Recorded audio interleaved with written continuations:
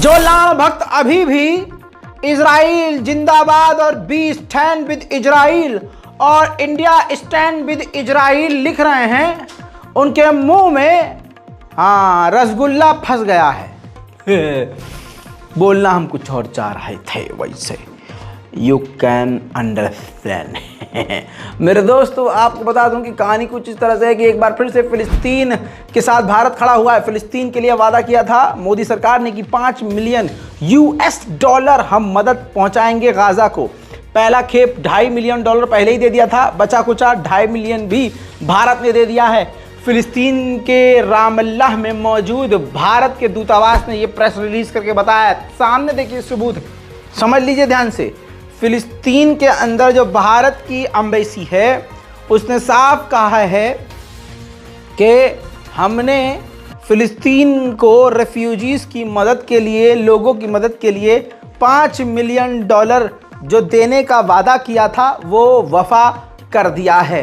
कमाल की बात यह है कि भारत में हिंदू संगठन और वही अंधभक्तों की टोली जो सस्ता नशा करते हैं, पेशाब के नशे में टुन रहते हैं और सुबह खाली पेट गधे का और गाय का गू खा के सोचते हैं कि बस हमें तो मोक्ष मिल जाएगा। वो ग्रुप लगातार तालियां बजा बजा कर फिलिस्तीन के विरोध में अपना बाप बना रहे थे इजराइल को। उनके मुंह पर खुद हमारे प्यारे मोदी जी की सरकार ने थप्पड़ लगा दिया है।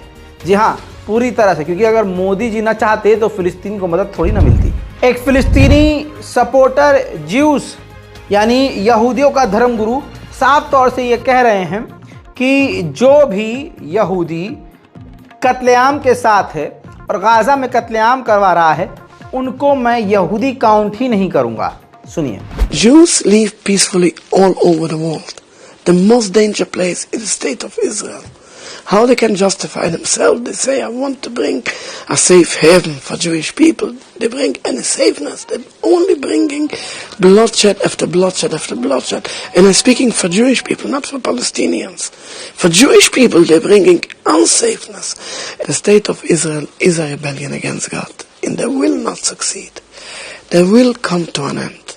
Sooner or later, the only place where there is no peace, even one single day, this is the state of Israel. We hope and pray for a peaceful end, but they will come to an end. In today's day, where is the most dangerous place for Jewish people? Living for Jewish people. Go all around the world. All the world, you will come to one point, the middle of the world. This is the state of Israel. Jews live peacefully here in England. Jews have a good life today in England. मेरे दोस्तों, UN ने कहा है कि 6.5 लाख फिलिस्तीनियों के पास shelter तक नहीं है। वो जमीन पर सो रहे हैं, एक जगह से दूसरे जगह, दूसरे से तीसरे जगह जाने पर मजबूर हैं। मेरे दोस्तों, आपको बता दूं कि 8,800 बच्चों को सिर्फ 82 दिनों में इजराइल कत्ल कर चुका है। ये गाजा की रिपोर्ट है। अमेरिका, जर्मनी, फ्रांस और इजराइल के और अमेरिका के तमाम साथी इजराइल से इस वक्त चिड़े हुए हैं कि खुल्लम खुल्ला वो फिलिस्तीन पर भी कब्जा कर रहा है। सभी विरोध कर रहे हैं, मना कर रहे हैं कि भैया ऐसा मत करो। लेकिन इसके बावजूद इजराइल ने फिर अपनी औकात दिखाते हुए ऐलान किया है कि 1600 से 1700 नए मकान सेटलर्स के यहूदियों के जेरूशलम में फिलिस्तीनियों के मकान को तोड़कर बनाएगा। इजराइल के जंग मंत्री यानी युद्ध मंत्री, वॉर कैबिनेट मिनिस्टर ने साफ कहा है कि गाजा के अंदर जो अगला हमारा कदम होगा वो सबसे खतरनाक और सबसे मजबूत होगा। यानी हालात सुधरने वाले नहीं बल्कि बिगड़ने वाले ज्यादा हैं। मेरे दोस्तों, इजराइल की ये जंग उसी पर भारी पड़ रही है और सारी दुनिया पे भारी पड़ रही है। इतिहास गवाह है, जब जब कुरान पाक को और इस्लाम को बदनाम किया गया, उतना ही कुरान पाक और उतना ही अहले बैत, उतना ही हमारा ये दीन, उतना ही इस्लाम और उतना ही अल्लाह का नाम उभर कर सामने आया है। दोस्तों, गाजा में बच्चों को हंसता हुआ देखकर, इतने जुल्म और सितम देखकर, ना टूटता हुआ देखकर, इतने बुलंद हौसले गाजा फिलिस्तीन के लोगों को देखकर एक नॉर्वेजियन महिला ने इस्लाम कबूल कर लिया। उसने कहा कि वो कौन सा ही इस्लाम होगा, कैसा इस्लाम होगा कि जिसके मानने वाले चारों तरफ लाशों के टुकड़े बिखरे हों और सर पर मौत हो, इसके बावजूद उसकी आंखों में खौफ न हो। वो क्या ही मजहब होगा। इसीलिए उन्होंने इस्लाम कबूल कर लिया है। देखिए,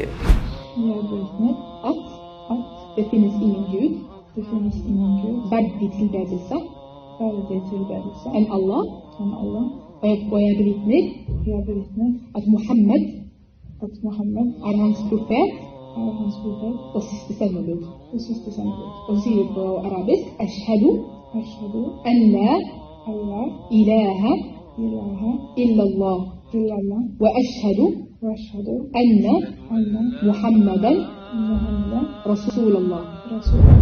मेरे दोस्तों, इसके अलावा आपको बता दूं कि इजराइल के वो सैनिक जो गाजा से लौटे हैं घायल होकर, उनमें से ज्यादातर सैनिकों ने नेतन्याहू से मुलाकात करने से इनकार कर दिया। उधर इजराइल के आर्मी चीफ ने बड़ी बात कही है, कहा कि हमारे सैनिकों को इजराइल की मिलिट्री को हिजबुल्लाह पर अटैक करने के लिए हमेशा तैयार रहना होगा।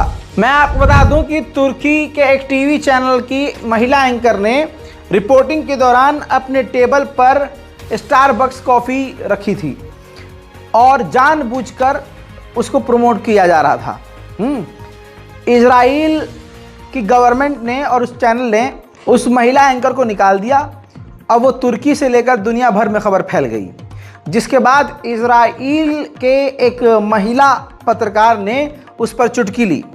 स्टूडियो में बैठे हुए एंकर इजराइल के उस चैनल का नाम चैनल 13 और ग्राउंड रिपोर्टिंग करने वाली एक इजरायली रिपोर्टर ने चुटकी लेते हुए कहा, स्टारबक्स की कॉफ़ी दिखाते हुए, कि मैं उम्मीद करती हूं कि मुझे जॉब से नहीं निकाला जाएगा।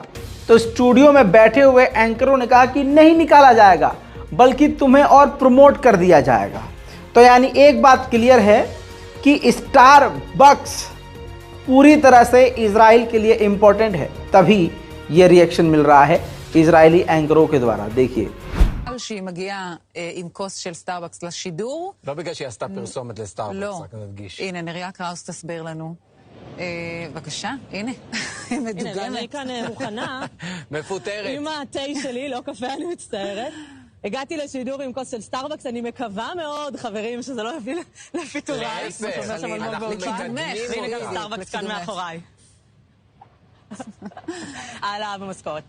אוקיי, אז בואו נסביר את הסיפור הזה לעומק, תוך כדי שאני אוחזת כאן בתה שמחמם אותי בחורף המאוד מאוד מאוד קר הזה בניו יורק. इजरायली अरब अफेयर एक्सपर्ट ने बड़ी बात कही। उन्होंने इजराइल के ही चैनल पर कह दिया कि अब खासकर कई सारे अरब देशों का इजराइल के साथ नॉर्मलाइजेशन होना काफ़ी मुश्किल है, खासकर ओमान के साथ। ओमान के साथ तो हो नहीं सकता, क्योंकि ओमान ही एक ऐसा अरब मुस्लिम देश है जिसने इजराइल के खिलाफ इंटरनेशनल क्रिमिनल कोर्ट तक का दरवाज़ा खटखटा दिया है।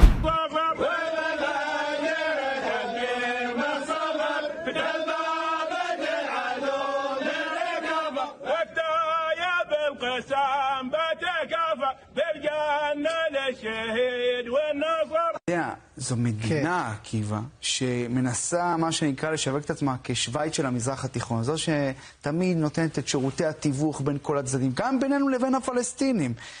כן, בדיוק. ואנחנו במסגרת פינתנו האהובה, מעבר לקו, ניסינו לשוחח עם אומנים. עכשיו, זה לא קל, זו משימה מאוד לא קלה, כי אומני גם מדינה די סגורה. כלומר, אנשים שם לא כך אוהבים תקשורת. הצלחנו לדבר עם אומני, אני לא אחשוף את שמו, כי הוא דיבר איתנו גם בעיוות קול, כי אנחנו רוצים לשמור עליו. הוא גם, מה שנקרא, לא פרו-ישראלי, אבל הוא ניסה לתת לנו טעימה מהלך הרוח שם ברחוב, בסולטנות הזאת, שעל פניו, אתה יודע, נראה סולטנות מאוד יפה, מאוד נחמדה, מאוד מסבירת פנים לכולם, לישראלים פחות בימים אלה. בוא נשמע. उधर अमेरिका के न्यूयॉर्क में जमकर प्रदर्शन हुआ, और इस प्रदर्शन में खास काम ये हुआ कि अमरीकी फिलिस्तीनी समर्थकों ने उन अमरीकी नेताओं का माइक से नाम लिया जो गाजा में कत्लेआम को सपोर्ट कर रहे हैं। सुनिए। In our people's genocide, Chuck Schumer, Richie Torres, David Weprin, Cory Booker, Adriano Espaillat, the list goes on and on and on. We see you and we will not forget you. We will not forget you tomorrow. We will not forget you when the calendar turns 2024. And you had better bet that we will not forget in November.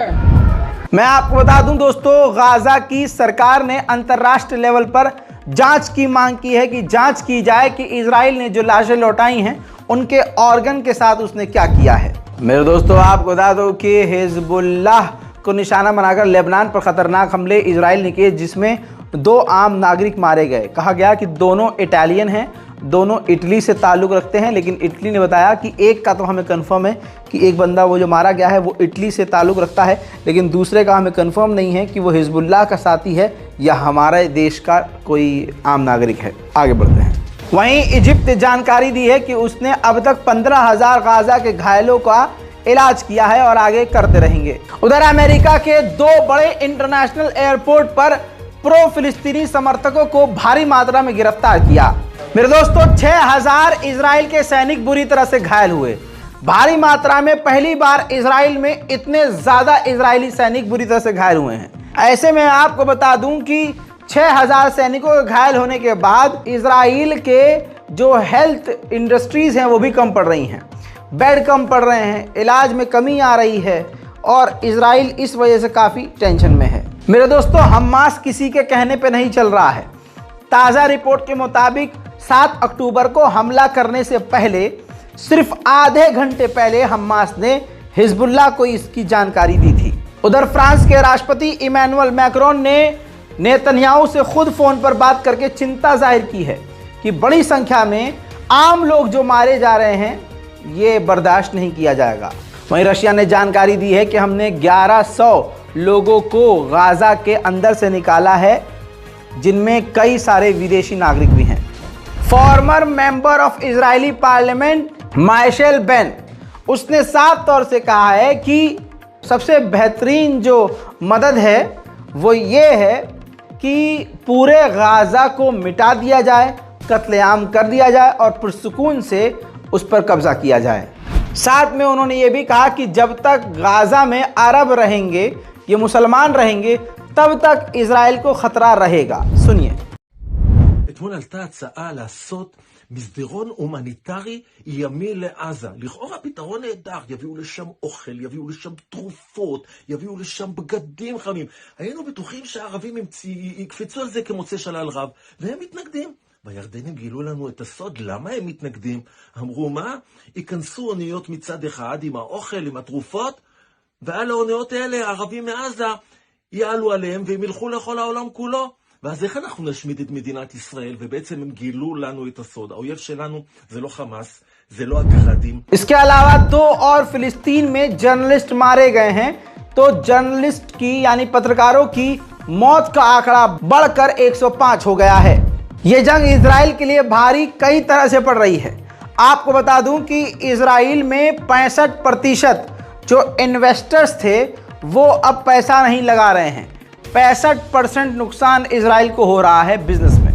वहीं 7 अक्टूबर के बाद एक बुरा काम ये और हो गया है इजराइल के साथ कि दुनिया भर से यहूदी जो इजराइल आते थे और बसते थे, अब वो यहूदी भी वापस इजराइल आ ही नहीं रहे हैं। वहीं इजराइल ने साइप्रस को अप्रूवल दे दिया है कि दुनिया भर से जो मदद आपके यहाँ आ रही है, आप समुद्र के रास्ते से पानी के जहाज से मदद गाजा सीधा पहुंचा सकते हैं।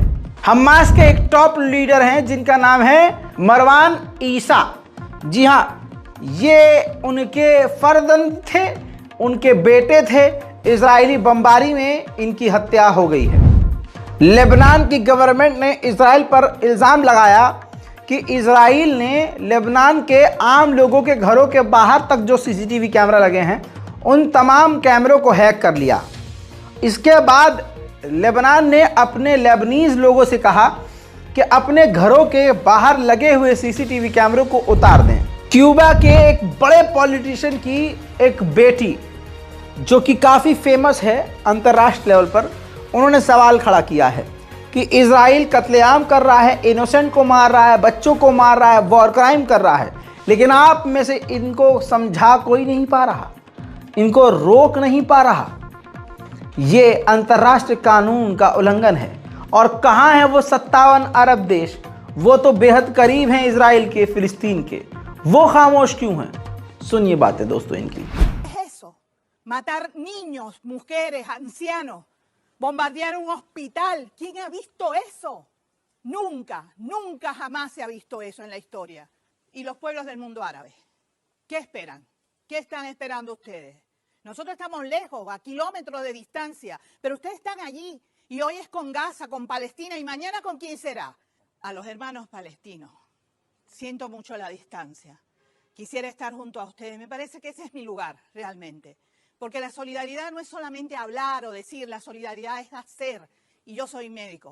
Puedo estar allí, debo estar allí. No puedo hablar simplemente de amor y de respeto. Tengo que hablar también de fuerza. Porque ustedes, como pueblo palestino, hoy están llevando a la práctica lo que dice mi propio pueblo. Hamas ने बताया कि 825 आम vehicle पर अब तक हमला किया है उन्होंने। इसके अलावा 3 इजरायली हेलीकॉप्टरों पर भी हमला किया गया है हमारे द्वारा। इजराइल के पूर्व डिफेंस मिनिस्टर ने कहा है कि अगर लेबनान हिजबुल्लाह को रोकने में कामयाब नहीं हो रहा है तो हम हिजबुल्लाह को रोकेंगे। इराक की एम्बेसी जो अमेरिका में है, उस अमेरिका के अंदर मौजूद इराकी एम्बेसी ने अपने ऑफिस, अपनी एम्बेसी के घर के बाहर फिलिस्तीन का झंडा लगा दिया है। जो काम 57 मुस्लिम देश नहीं कर पाए, अकेले पाकिस्तान ने किया। पाकिस्तान ने न्यू ईयर पार्टी को बैन कर दिया है अपने मुल्क में, गाजा के कत्लेआम को देखने के बाद। उधर ह्यूमन राइट वॉच ने कहा है कि बहुत ही खतरनाक और पूरी प्लानिंग के तहत ज़्यादा से ज़्यादा फिलिस्तीनियों को वेस्ट बैंक में इजराइल कत्ल कर रहा है, उसे हमें रोकना होगा। इजराइल की सेना ने कहा है कि हमारा मकसद है कि हम हमास को पूरी तरह से ख़त्म कर दें, लेकिन मोहम्मद अल-दाइफ जो एक 7 अक्टूबर के ख़तरनाक प्लान का मास्टरमाइंड था, उसको ख़त्म करने में काफ़ी अभी समय लगेगा। वर्ल्ड हेल्थ ऑर्गेनाइजेशन ने चेतावनी जारी कर दी है, गाज़ा में हालात बिगड़ सकते हैं और बिगड़ने वाले हैं। ज़्यादातर लोग बीमार हैं और खाना पानी दाना उनके पास है नहीं, और उन्हीं के हालात इस वक्त उन्हीं की जान पर भारी पड़ने वाले हैं। बिना रुके ये तस्वीर देखिए, ये तस्वीर हमास ने दिखाई है। हमास ने दिखाया है कि इजराइल जिन हथियारों का इस्तेमाल कर रहा है वो अमरीकी मेड हैं, अमरीकी मैन्युफैक्चर हैं, यानी अमेरिका के दिए हुए हथियारों को इस्तेमाल कर रहा है इजराइल, वो भी ख़तरनाक तरीके से। गाज़ा में मौजूद सिविल डिफेंस की ऑर्गेनाइजेशन ने साफ कहा है कि हम यहाँ गाज़ा के अंदर काम नहीं कर पा रहे हैं क्योंकि हमें मदद नहीं मिल पा रही है। उधर मस्जिद अल अक्सा के अंदर यहूदियों की घुसपैठ बढ़ चुकी है और मुसलमानों को अक्सा में घुसने से इनकार किया जा रहा है।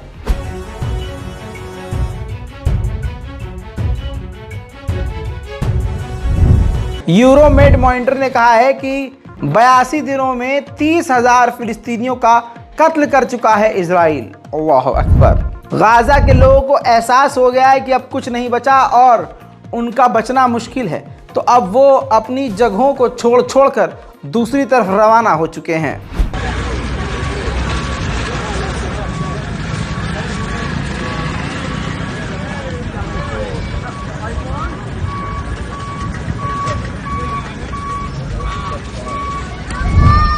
इजिप्ट में अरब लीग की मीटिंग थी। उस मीटिंग में जॉर्डन के मेंबर ऑफ पार्लियामेंट ने इजराइल का झंडा जला दिया।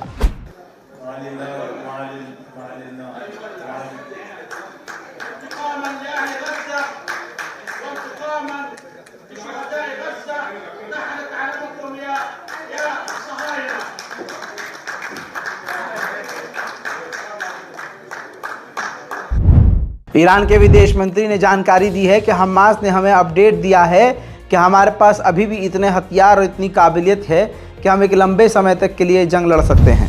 अमेरिका के सेनेटर, यूएस सेनेटर ने बड़ी बात कही फॉक्स न्यूज़ पर, ये आपकी स्क्रीन पर चला रहा हूँ, मैं अलग से आपको दिखा नहीं सकता, तो आप समझ लीजिए, मैं आपको इनका पूरा ट्रांसलेशन शॉर्ट में बता रहा हूँ। इन्होंने कहा कि ईरान को मैप से मिटा देना चाहिए पूरी तरह से, और इन्होंने ये कहा कि बिना ईरान के हुथीज़ हो या उनसे जुड़ा हुआ कोई भी संगठन वो काम नहीं कर पाएगा।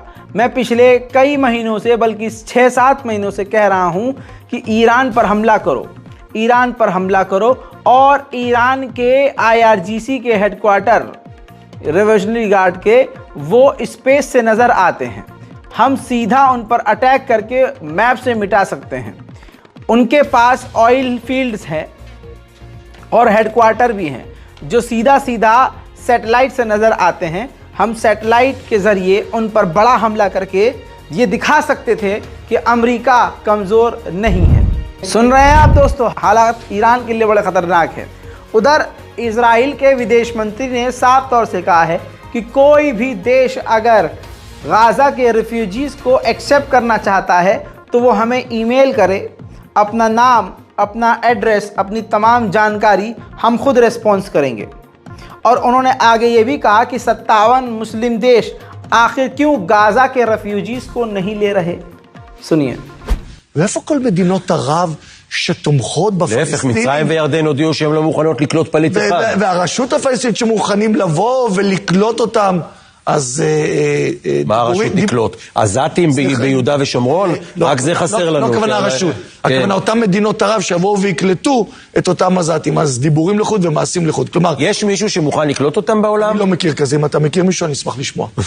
אני יכול לומר לך שנעשו פניות. אף אחד לא רוצה?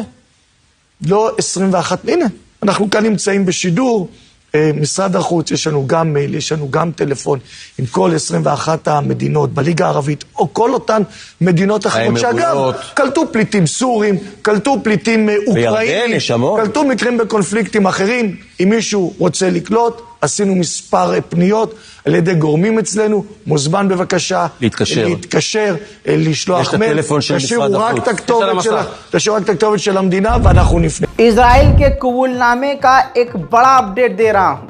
इस रिपोर्ट के अंदर इतनी बड़ी बड़ी खबरें हैं कि इसके बाद किसी और रिपोर्ट की आज आपको कम से कम ज़रूरत नहीं पड़ेगी। आपको बताऊं, इजराइल ने एक बड़ा कबूलनामा किया है। उसने एक्सेप्ट किया है कि क्रिसमस ईव पर जो उसने ख़तरनाक हमला किया है गाज़ा में, उसमें कम से कम 70 से 75 आम नागरिक मारे गए हैं जिनका कोई कसूर नहीं था। आपको बता दूं, इजराइल डिफेंस फोर्सेस ने अपना गुनाह कबूल किया और माफ़ी भी मांगी और कहा कि हमें काफ़ी दुख है। बहरहाल आज की इस रिपोर्ट में इतना ही। चैनल को सब्सक्राइब कीजिए, अपनी राय कमेंट में लिखिए और रिपोर्ट को शेयर कीजिए। जय हिंद।